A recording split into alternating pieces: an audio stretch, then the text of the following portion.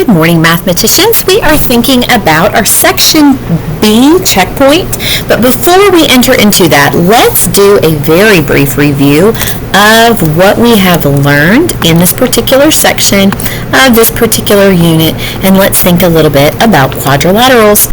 Quadrilaterals, boys and girls, are four-sided shapes. I am even boxing that quadrilateral word in a quadrilateral because a quadrilateral has four sides and four angles. It is a specific type of polygon, but there's an entire family tree based on how we look at the four sides and four angles. So remember we said that there is our trapezoid, and there's even different types of trapezoids, but what they have in common is they have one pair of parallel lines. So one pair of parallel lines, it has to be a trapezoid. Then we look over here at kite. And kite is very unique because we find that kite has no pairs of parallel lines, so it's unlike the rest of the quadrilateral family. Now, parallelograms have a whole section in this hierarchy, and the reason that they have an entire section in this hierarchy is because they share certain characteristics, and based on the characteristics that are shared, we know that we can call them by the best name, but we also have other categories of parallelograms that they might also be able to be called. So a parallelogram by name has to have two pairs of parallel sides, right? Now, if it is a rhombus, it will look, here we go. If it is a rhombus, it is going to look almost like a smush square because it specifically has two pairs of parallel lines. These are parallel, right? These are parallel, but also every single side has the same measure. So I know that this side and this side and this side and this side, they have the same measure, right? That's why it's uniquely rhombus, two sets of parallel sides, and all sides have the same measure. Now, if I go to the other side of that breakdown, I see rectangle, and a rectangle has two pairs of parallel lines. That's why we know it is a parallelogram. So we have this side and this side are parallel. This side and this side are parallel, but we have all right angles. So I can come and I can show that this, and this are all right angles. They do not have all sides being the same measure by definition, but they do have all their angles being right. Now, a square is unique because a square is going to have the definition of rhombus. It has all sides being the same measure, but it also has that definition of rectangle, all angles being right angles, right? So if you remember from what we've learned with quadrilaterals, when we look up the quadrilateral family tree, a square has the definition of rhombus, all sides being the same measure. It also has the definition of rectangle, all right angles. It has the definition of parallelogram. All the sides have a relating parallel side, right? Because it has two sets of parallel sides. And of course, it matches quadrilateral, and then it has four sides and four angles. So remember, it's like we have those arrows because the same thing happens with kite. A kite is what is also above it. It's also a quadrilateral. It's also a plane figure. It's also a polygon, right? And trapezoid is the same thing, okay? We're definitely going to need to use that thinking, especially for this question, number 3, so we may return back to that, okay? Now, boys and girls, let's use that thinking for our section B checkpoint, and let's take a look at number 1. Number 1 says, what type of quadrilateral is A, B, C, D? When I take a look at that shape, it's on my coordinate plane, which does help me to be able to identify if its angles are all right, which sure enough they are. When I look at this, I can see, let me switch this to maybe yellow just for some notes.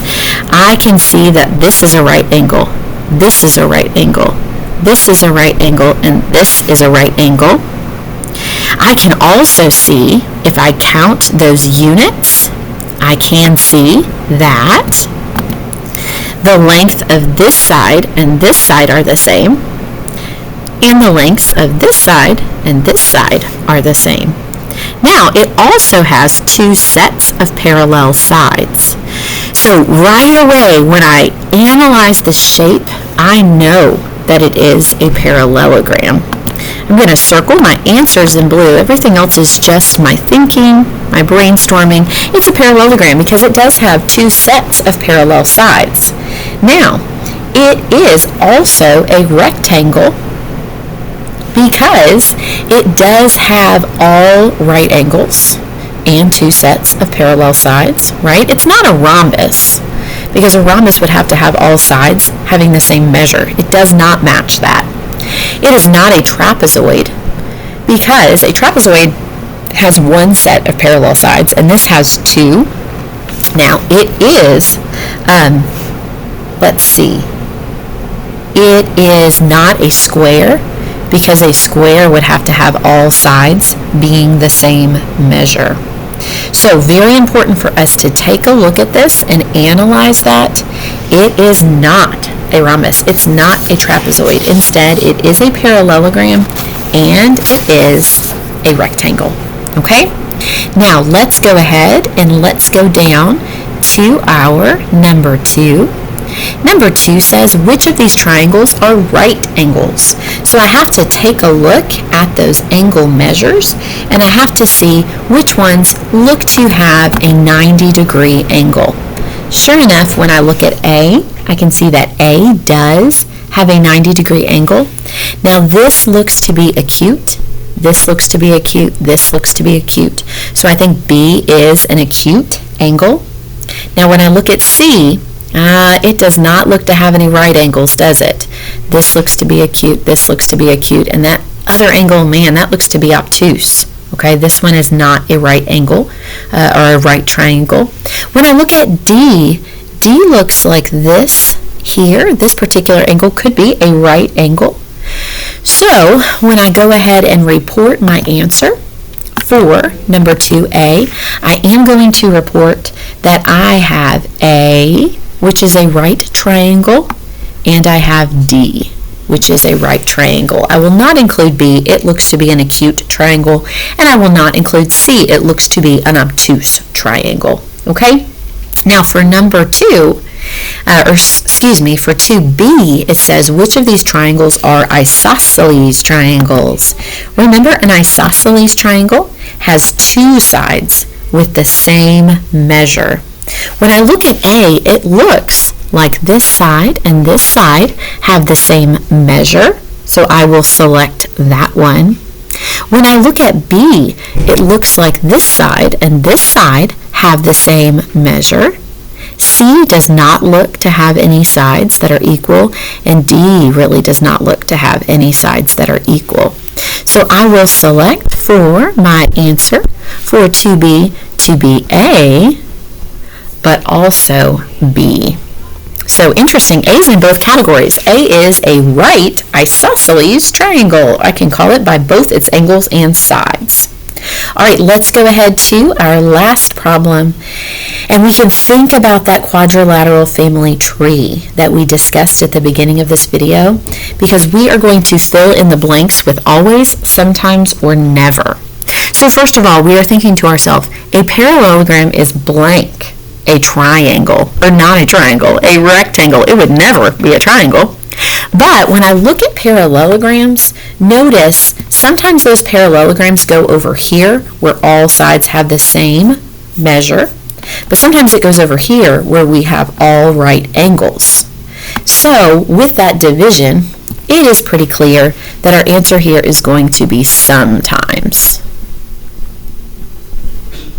So I will write sometimes to complete this sentence. Number 2 says a rectangle is blank, a square. So notice, to go from rectangle to square, we have to get an additional category. A rectangle can be a rectangle if it has 4 right angles. But to be a square, it has to additionally have all sides being an equal measure. Now that sometimes happens, but sometimes does not. So my answer for B will also be sometimes. Okay, let's go to C. C says a square is blank a quadrilateral. When I take a look at square, notice a square is everything above it. So a square is a rhombus, a square is a rectangle, a parallelogram, a quadrilateral. It is all the things above it all the time. Because does a square have 4 sides? Yes, always. It has to have that to match the definition of square. So my answer for 3C is always. That completes our Section B checkpoint.